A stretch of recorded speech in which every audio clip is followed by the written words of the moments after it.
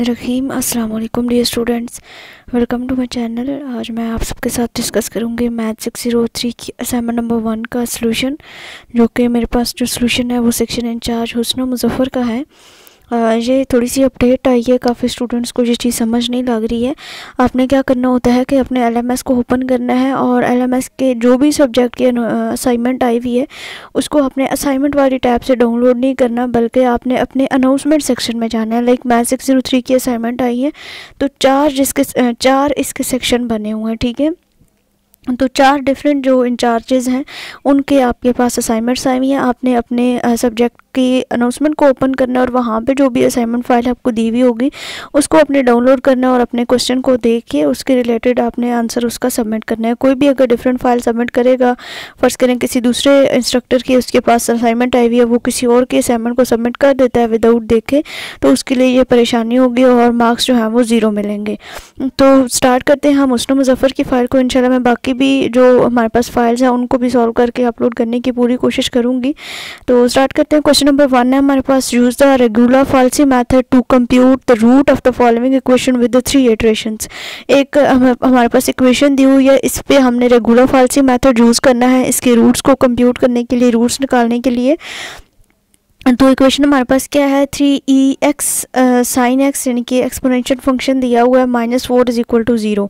तो कैलकुलेशंस मैंने अपनी पूरी कोशिश की है कि कैलकुलेशन 100% एक्यूरेट हो, लेकिन एक दफ़ा जो है वो जो भी स्टूडेंट खुद अपनी असाइनमेंट बनाएगा वो एक दफ़ा अपनी कैलकुलेशन लाजमी कर लेगा। जो भी ये हमारे पास जो इक्वेशन है ये ट्रांसडेंटल इक्वेशन है, क्योंकि यहाँ पे एक्सपोनेंशियल फंक्शन भी है और ट्रिग्नोमेट्रिक फंक्शन भी है। ऐसी कोई भी इक्वेशन जिसमें एक्सपोनेंशियल फंक्शन या ट्रिग्नोमेट्रिक फंक्शन इंक्लूड होते हैं उनको ट्रांसडेंटल इक्वेशन कहते हैं, और उनकी जो हमारे पास कैलकुलेशंस होती हैं वो हमने रेडियन में करनी होती हैं। तो ये सारी जो कैलकुलेशंस है रेडियन में हुई हुई है। आप अपने कैलकुलेटर को पहले रेडियन में चेंज करें और उसके बाद जो है वो अपनी कैलकुलेशंस करें। तो सबसे पहले हमारे पास यहाँ पे कोई भी इंटरवल नहीं था दिया हुआ, तो इनिशियल इंटरवल हमने खुद से अज्यूम कर लिया। मैंने 0 और 1 लिया। आप अगर चेंज करना चाहे तो आप यहाँ पे 1 और 2 भी ले सकते हैं।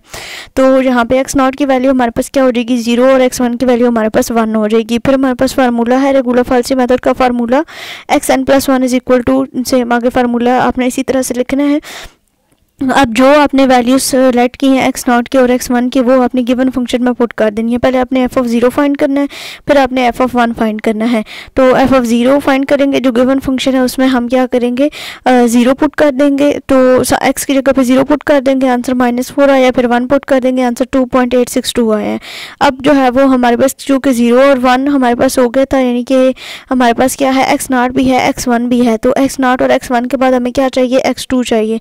तो हमने क्या पुट करना है, फार्मूला में n = 1 पुट करना है, ठीक है। n = 1 पुट करेंगे तो वो xn+1 है फार्मूले में, तो वहाँ पे हमारे पास 1 + 1 क्या बन जाएगा, 2 बन जाएगा। सिंपल, हमने n की जगह पे 1 पुट किया फार्मूले में, फार्मूला हमारे पास बन गया x2 = x1 - x0 divided by f(x1) - f(x0) * f(x1)। Values put किए सिंपल, और इनको इनकी कैलकुलेशंस करने के बाद जो x2 की वैल्यू आई है वो हमारे पास आई है 0.417। फिर यही जो 0.417 आया है इसको हमने गिवन फंक्शन में पुट किया, x की जगह पे 0.417 पुट किया सिंपल, इसके कैलकुलेटर पे कैलकुलेशंस की तो हमारे पास आ गया -2.156। फिर उसके बाद हमने सेकंड इटरेशन फाइंड की। सेकंड इटरेशन के लिए हमने n = 2 पुट किया। गिवन फार्मूले में n = 2 पुट करने के बाद सिंपल इसकी हमने वैल्यूज़ पुट की हैं और कैलकुलेशंस की हैं कैलकुलेटर पे सिंपल। तो हमारे पास जो है वो x3 की वैल्यू आई है -0.250। उसके बाद ये जो हमारे पास x3 की वैल्यू आई है इसको हमने गिवन फंक्शन में पुट किया तो हमारे पास आंसर आया -4.578। फिर उसके बाद हमारे पास आ जाती है थर्ड इक्वेशन, थर्ड इटरेशन। उसके लिए हमने n = 3 गिवन फार्मूला में पुट किया। सिंपल जो हमारे पास फंक्शन बना है उसमें हमने वैल्यूज़ पुट की हैं, जो हमने वैल्यूज़ फाइंड कर ली हैं उन वैल्यूज़ को हमने पुट किया है सिंपल, हमने कैलकुलेशंस किए हैं। तो x4 की वैल्यू हमारे पास क्या आ गया, -0.622। यहाँ पे एक स्टेप आप मजीद भी कर सकते हैं, f of -0.622 भी फाइंड कर सकते हैं, बट जहाँ तक भी जो है वो इसका आंसर ठीक है। उसके बाद सेकंड क्वेश्चन आपके पास, यहाँ पे आपने जैकोबीज इटरेटिव मेथड यूज़ करना है इसकी 3 इटरेशन फाइंड करने के लिए, और इनिशियल जो स्टार्टिंग वेक्टर है उन्होंने दिया हुआ वो 0 0 लेना है। तो सबसे पहले जो गिवन इक्वेशंस आपको दी हुई हैं वो आपने आपके क्वेश्चन में 4x - y - z = 3 एंड बाकी 2 इक्वेशंस। इसके सोल्यूशन के लिए सबसे पहले हमने जो है वो x की, y की और z की वैल्यूज़ को यहाँ से सेपरेट कर लिया, यानी कि यहाँ पर हमने इन इक्वेशन को इस तरह से अरेंज कर लिया कि फर्स्ट x की हो गई, देन y की एंड देन z की। तो इनिशियल जो इटरेशन है यानी कि जो फर्स्ट इक्वेशन है उसमें आपने क्या करना है, y और z इज इक्वल टू आपने 0 पुट कर देना है। सेकंड वाली में आपका z और x इज इक्वल टू 0 आ जाएगा। थर्ड वाली में x और y इक्वल टू 0 आ जाएगा। तो यहाँ पे आपकी ये आ गया फर्स्ट इटरेशन कि x1 y1 और z1 की वैल्यूज आपके पास आ गई। 0.75 x1 हो गया, y1 की वैल्यू 1.5 और z1 की वैल्यू 0.86। आप बेशक अगर इसको मजीद डिटेल में लिखना चाहें, क्योंकि 5 मार्क्स का क्वेश्चन था तो बस स्टेप बाय स्टेप हमने सिंपल ही किया, ज़्यादा इसको लंबा चौड़ा नहीं किया। आप करना चाहें तो आप मजीद ये स्टेप ऐड कर सकते हैं कि पहले ये जो आपके पास ये वाली जो सारी आपके पास वैल्यूज़ हैं इनमें आप y की जगह पे 0 पुट कर दें, यहाँ पे z की जगह पे 0 पुट कर दें। फिर x is equal to simple पहले आप 3/4 रख लें, यानी कि x इज इक्वल टू 3/4 सिर्फ रख लें। फिर इसको आगे डिवाइड करें तो इस तरह से पहले आप इनको एज ए इक्वेशन में जो है वो लिख लें और उसके बाद जो है वो आप इसको इस तरह मैट्रिक्स की फॉर्म में लिख सकते हैं। सेकेंड इटरेशन के लिए हमारे पास क्या हो जाएगा कि सिंपल हमारे पास जहाँ पे सिर्फ x1 और xy था और z था, वहाँ पे अब हमारे पास सेकेंड इटरेशन के लिए y1 z1 जहाँ जहाँ पे भी है सारे 1 की फॉर्म में आ जाएंगे, यानी कि y1 z1 हो जाएगा, x1 हो जाएगा सब में।